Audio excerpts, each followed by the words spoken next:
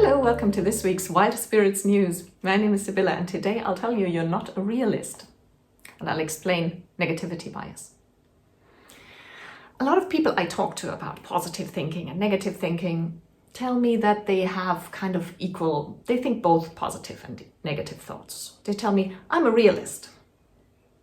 To which I'd say, not true. At least not if you mean by that you don't curate your thinking in any way at all. There's a biological reason for that. And that's why your mission today is to understand why you're not a realist and how you can avoid the trap of unhealthy positive thinking.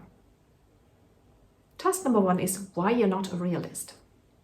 So one should think that if you just let your thoughts happen and you're a fairly healthy person emotionally and mentally, then you should think about equal numbers of positive and negative thoughts, right? Wrong. The reason for that lies in our history. Imagine when we were hunter-gatherers. Imagine you're out there and to your left is a beautiful sunset, something positive, right? To your right, there's an angry bear approaching.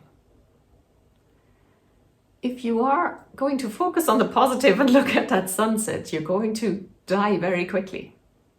Which means that in our history, the survival of our very species depended on our negativity bias. We needed to be much more alert to danger in order to survive than we were to positive things happening around us.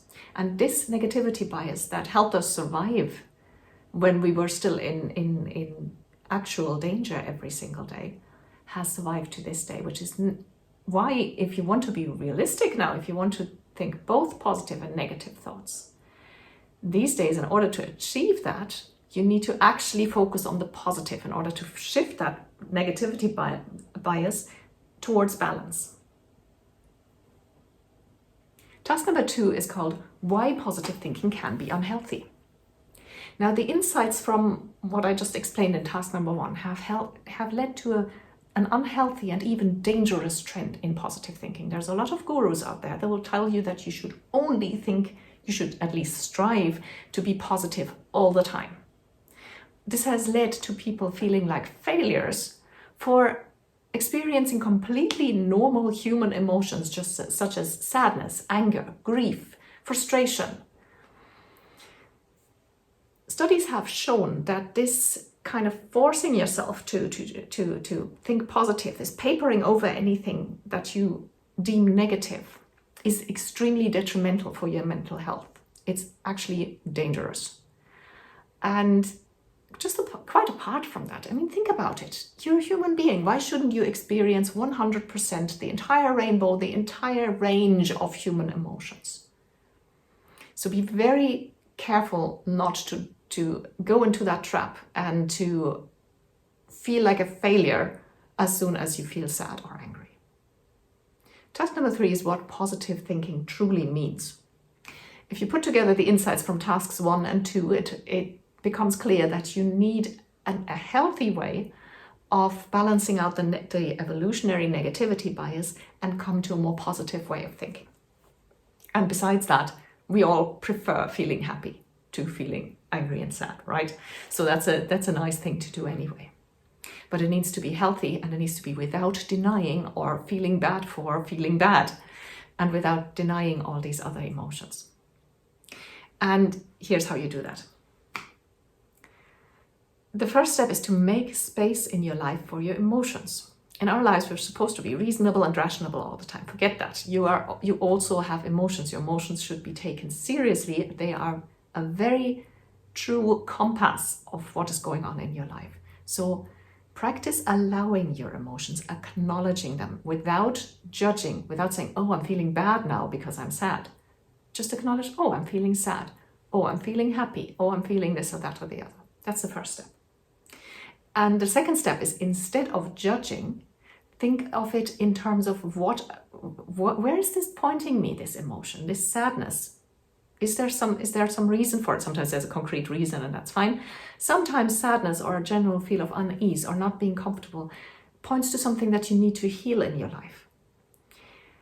Just like pain in your arm might point to the fact that you might have sprained something, or you need to look at it and heal it. And it's the same mentally. It's a very true and unbiased guiding system. See it as such. And then once you've established that practice of experiencing and acknowledging and taking seriously all your emotions, that is when you can introduce some practices where you put your mental focus on the positive, without, again, making a lot of room for everything, for absolutely everything, but focusing on what you like, on what you want more of. And you can do this by all the well-known techniques, such as a gratitude journal. Do a gratitude practice every day. Positive affirmations.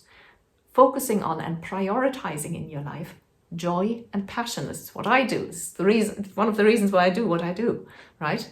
Your passions light you up. The things that you love, the people that you love. To arrange your life in a way that more of these things are in your life will automatically tilt your emotions towards the positive. And at the same time, whenever something else happens, you do what I said in the first steps. You acknowledge it, you take it seriously, and you see what you can learn from it. You make room, you make space for the entire spectrum in your life. And that's how you ensure to have a positive focus and still stay very healthy mentally.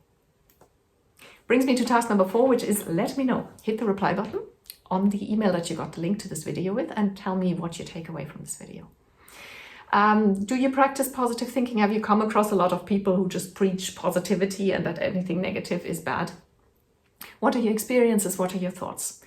I'll answer every email, I promise. If you didn't get the link to this video in an email, that means you're not part of the Wild Spirits community yet, and you should join us. You get 1 email per week. It's 100% spam free. You'll get lots of additional information other than the videos, articles, recommendations, and sometimes exclusive offers that are only for my subscribers that nobody else ever gets to see. So go to wildspiritscoaching.com and sign up, or you can Google Wild Spirits Coaching. That'll get you to the website as well. Thank you for watching.